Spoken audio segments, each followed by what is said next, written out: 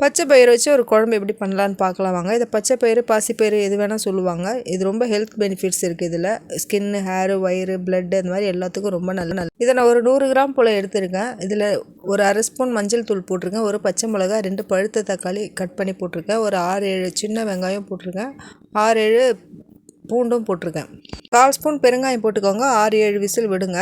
ஏன்னா நான் ஊற வைக்காதனால 6-7 விசில் விட்டேன். நீங்கள் ஊற வச்சு போட்டிங்கன்னா ஒரு 2-3 விசில்லே வெந்துடும்.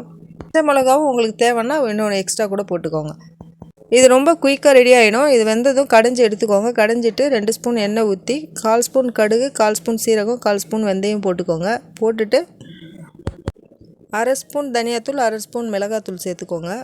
சேர்த்துட்டு நம்ம கடைஞ்சி வச்சுருக்க அந்த பருப்பையும் அதில் ஊற்றிடுங்க. ஊற்றிட்டு ஒரு கொதி வந்ததும் ஸ்டவ் ஆஃப் பண்ணிவிடுங்க. டிஃபன், ரைஸ் எல்லாத்துக்கும் ரொம்ப நல்லாயிருக்கும். இதை ஊற வச்சு முளைகட்டி சாப்பிடலாம், குழம்பு வச்சு சாப்பிடலாம், வேக வச்சு சாப்பிடலாம், வறுத்து சாப்பிடலாம், அரைச்சி கஞ்சி மாதிரி வச்சும் குடிக்கலாம், லட்டு பண்ணி சாப்பிடலாம்.